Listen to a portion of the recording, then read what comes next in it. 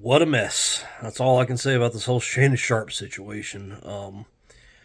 It's gone on all week now. It's gone from the initial $50 million lawsuit for some, very unspeakable sexual assault allegations from his girlfriend who was 19 years old when she met him, who Shannon Sharpe was now in his mid 50s. He went on the offensive, which was probably not a lot smart after the lawsuit. Instead of just hunkering down and saying I'm innocent and I'll prove my innocence in the court of law, and he did not do that. He went in the offensive and quite honestly got burned pretty badly. And now people are crawling out of the woodwork, and he's just watched about $100 million and Lord knows how much else go down the toilet. Shannon Sharpe, just to give a little, forewarning or a little disclaimer. I've never really liked the guy. I'm gonna be honest with you. I've never cared for his on air persona. Obviously, from the stuff I've heard about him off camera, it seems a lot worse. But then again, it seems pretty bad for most athletes as well. I mean, I'm not gonna sit here and act like Shannon Sharpe is any different from most athletes. That's why it just makes athletics a lot less fun to watch anymore. Now that we kind of get a chance to really know who they are, all this stuff's public, and you see a lot more of them than you really want to see. Especially the text messages that got released. That he released himself. I'm like, why would you release that and let people see that? But he was. But one thing I will say, he had his own media empire that he was fixing to cash in on, and that's something I want to see. I want to see legacy media go away, and I want to see independent entrepreneurs in the media industry do better. And he had his nightcap show with Chad Johnson, Chad Ochocinco, whatever you want to call him, which has been very successful. He had his Club Shay Shay, which is ridiculous. It might sound ridiculous, but it's been very successful. Do I watch it? No, I don't like it at all. But you know what? It's been successful. I was happy about that. I was quite happy, and I heard that he was on the verge of signing $100 million to give somebody the rights to air that. And to me, I was excited about that. That's a win for media. That's a win for independent people who create their own content, create their own show, and are going to do it independent of anything. Because quite honestly, ever since he's gone to ESPN, he's been overshadowed by Stephen A. Smith, and that's just a fact. But off of ESPN, he's really built quite the empire. He's really dwarfed, I think, Stephen A.'s show as far as people talking about it. I don't know what the actual views are. I don't really pay attention to that, but his show, Nightcap and Club Shay Shay, really seem to have a lot more going for it than Stephen A's show does, and I was glad to see that. And I was really hoping to see that because I really felt like that would help, just the overall media landscape. I'm ready to see new stuff, new content creators, do well. And he was getting ready to, and then it just all went away in the blink of an eye. So, lady he's been in a relationship with since 2023 when she was 19 years old has filed a $50 million lawsuit against him, alleging, well, I'm just going to say it, rape, alleging they were in a consensual sexual encounter that he took way too far too many times. Sadly, this is a quite common occurrence and one that should never occur. And if it can bring some light to that, I would hope that'll happen. There's a lot of cautionary tales here, and I hope that's one of them. That we can bring some light to that, and really let women know that just because you're in a committed relationship with somebody, and you consensually agreed to engage in sex with them, if they take it too far, that's not cool. It's not a good thing, and you do have the right to go after them for that, and make sure that they are punished for that. And it just shows the importance of, in your mid 50s, I mean, you don't need to be in those kinds of just, relationships that are based purely on, just raunchy sex. And I'm not anti raunchy sex, I'm anti relationships that are built purely on sex, and especially on that type of depraved sex.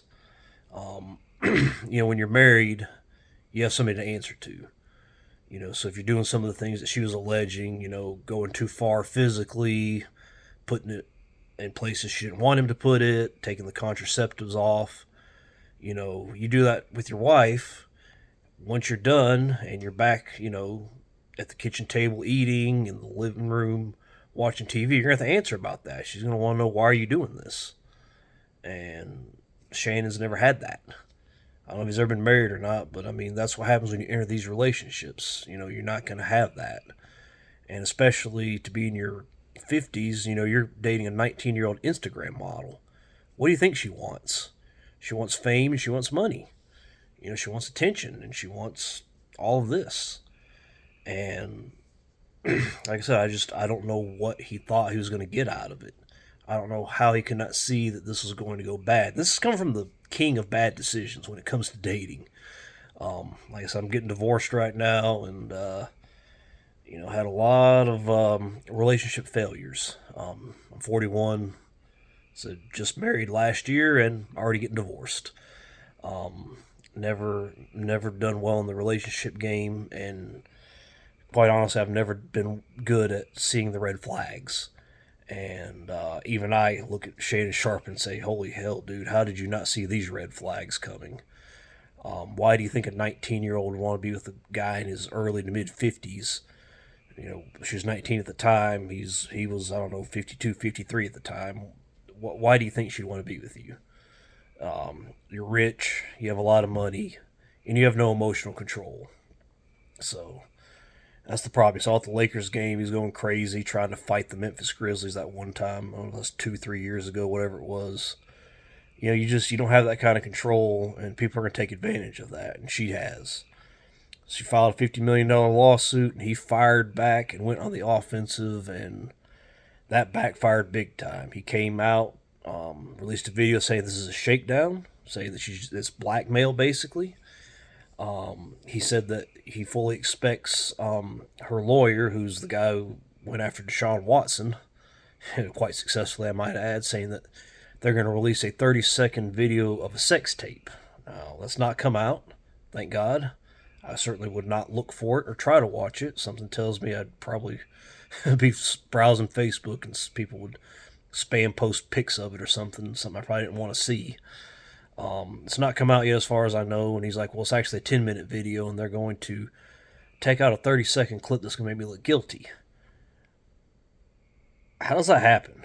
Look, I'm not an expert on sex, but I am 41. I have done it a time or two, and I don't understand how that's gonna happen. Nothing about that made any sense. And he said, they're going, and then his lawyer admitted that they were trying to settle with her before the lawsuit for, they said, tens of millions. So at least 10 million he was willing to pay out. Why would you admit that? Why would you admit that you're willing to pay that? It's ironic because I remember on his show when he was doing the show on FS1 with Skip Bayless, when the NFL did their $10 million settlement with Colin Kaepernick when he was suing them for basically blackballing him. He said, I remember him saying, when you settle stuff like this out of court, which it turns out he settled a lot of stuff out of court with a lot of women, the stories are piling in. He said, that's just showing you have a guilty conscience. I'll never forget that. I hope they can pull that clip up, because I remember him saying that. It's just showing the NFL has a guilty conscience about what they've done in keeping Colin Kaepernick out of the NFL. Well, if he's willing to pay $10 million as a single person, not as a billion-dollar corporation, to one woman, what does that say about his guilty conscience? Do I think he's as bad as she's making him out to be? Do I think that she's, wasn't complicit in this in some ways? I don't know. I really don't know what the truth is, but I just know he's put himself in a horrible situation legally, and quite honestly, everything that he had coming to him is going to go up in flames. $100 million off the spot, up in flames. His reputation, gone. Any chance at being, a respected, famous person, gone. And that's the thing, he's lived his life for that, for the wealth, for the fame, for the sex, for the depraved sex. And like I said, I mean, I'm not. If that's what you're into, I mean, go for it. I hope you get it, but as with everything, you have to be careful. You have to make good decisions. This is coming from somebody who's not made great decisions in his life, so I can look at him and I can point the finger back at myself as well. But I feel like I have an understanding of it. You let your little head do the thinking for your big head, and next thing you know, you're in trouble. Now, I've never gotten in trouble, luckily, but I have found myself in some pretty compromising situations I would have rather not been in. And had I been a famous person, I might would end up in a situation like that. And now all that's gone. Like I said, the wealth that he's sought is gone. Like I said, the fame gone. It's infamy now. It's quite the opposite. I mean, and now, I mean, is he ever going to be able to have that type of sex again with anybody without uh, having them sign like a big waiver beforehand? Is he just going to have to spend the rest of his days going to the Bunny Ranch in Nevada? I mean, I don't mean to talk so much about sex, but I mean, these are the things you have to wonder sometimes. It's a part of life, and for a lot of people, especially athletes, that's everything to them: money, fame, and sex. Money, fame, and depraved sex. And like I said, now he's losing out on basically all of it. And why he went on the offensive like that afterwards, I don't know. That's where he put out a video saying, "Look, I'm innocent. I'm given time in the court of law. I'll prove my innocence. But until then, I can't say much." And try to lay low as far as that's concerned, and try to keep your reputation intact. Instead, he put these just graphic text messages talking about all the depraved stuff they were doing, trying to show that it was consensual. Well, of course, the next day, that's where you got to know also these lawyers, they've got ammunition. If they're going to file a $50 million lawsuit and not take the $10 million at least settlement, they've got some ammunition there. And sure enough, the next day, there's audio of him, what appears to be him, telling her that he's going to choke the shit out of her. And he used a few other expletives as well. And boom, he just looks horrible. And everybody had to start distancing themselves. Stephen A. Smith, somebody I don't really care for, somebody whose takes I don't care for. He seemed to have, the most level-headed take of anybody. He said, "It's my friend, and I hope he's innocent, but it looks bad." And I spoke to the people at ESPN, and it looks bad. And of course, he's had to step down from ESPN, unsurprisingly. So I mean, there goes that relationship most likely, and he lost it all. He was on the grasp of having everything he ever wanted, and he lost it all. And, maybe he'll take this opportunity, and I don't wish any harm to him, even though I never cared for his on-air persona. Maybe he'll finally take this opportunity to settle down and just live a good life, find somebody that he can have an actual relationship with, and base it off of that, and realize that money, wealth, and depraved sex is fleeting. That's all goes away. At the end of the day, all you have are the relationships that you've built and your name. And he's burned a lot of bridges in his life. He's had trouble.